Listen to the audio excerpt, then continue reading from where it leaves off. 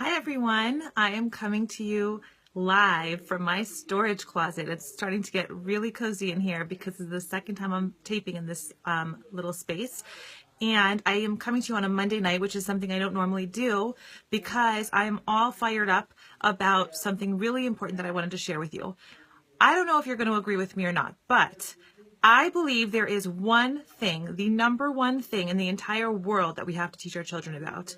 We have to get this into our own minds and we have to get this into our children's minds. And if we don't teach them this, we have not done them justice as parents, as educators, as family members, as community members. To me, this is the number one thing. So parents have to help kids live life, right? Like that's the point. That's the goal. We want to eventually be superfluous to them. We want to be loved, respected, appreciated advisors, but we don't want to necessarily be crutches for them. We want to help them live life. And the thing with life is it gets messy and there are mistakes made and things happen. You get into trouble at school, you get into trouble at home, you might get kicked out of school, you might get ostracized by community members. You know, life happens as children and life happens as adults. It happens to all of us. So when those things happen, what is the line that we are telling ourselves in our minds? We really have to ask ourselves, what am I thinking? And you just have to watch yourself, observe yourself for a minute when something happens, when you don't make the right decision and there's a consequence or not, or there's not an obvious consequence, but you know you've let yourself down in some regard. What is the little voice inside of you saying? And a lot of us are feeling alone and just miserable and feeling like failures. I hear kids saying things, horrible things like, I just can't get anything right. That is so tragic that children are talking like that children are walking around feeling like failures. It is nothing short of tragic.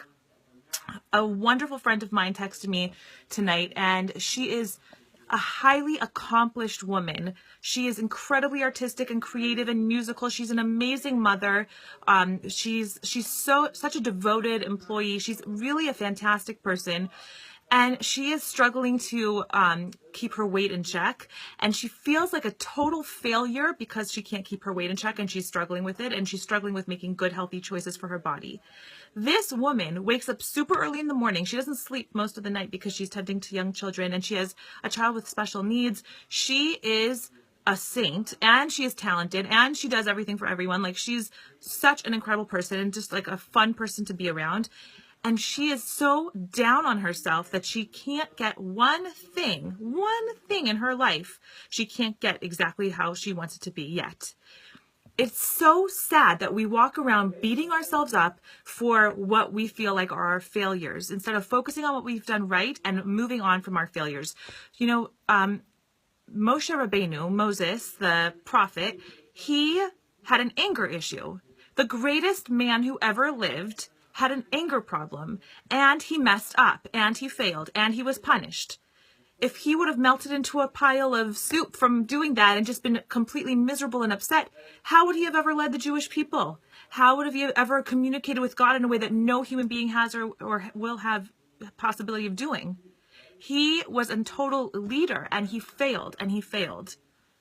So I think the number one thing to teach our children and to teach ourselves is that, yes, we are going to make bad decisions. Yes, we are going to fail. But so what? That is life. It is not a reflection of us, the bad choices that we make, but it is a reflection of us on how we react to those bad choices afterwards. We are allowed to fail. That is what makes us human beings. Otherwise, we would just be robots. But how do we act? Do we have the guts to apologize? Are we able to admit it afterwards? Can we right the wrong in the future? Are we going to study ourselves to do better next time? If we can't handle failing, we will never be able to accept criticism from someone else. And if we can't accept criticism from someone else, we will never be able to grow. So we are going to stay the same and fail again and fail again and feel worse and get depressed and hate ourselves. Is that the goal? Is that the point of life, that we're going to sit around beating ourselves up? It's ridiculous. So I want to suggest, I'm sorry if I'm very fired up tonight, but it's just happening one after the next. People who I've been talking to, children and adults, we have to get it straight. The number one thing to teach our children and to teach ourselves is that failures, mistakes, poor decisions, they happen. And the point is that we need to move on from them and learn from them and do better. Have a good night. Talk to you soon. Bye.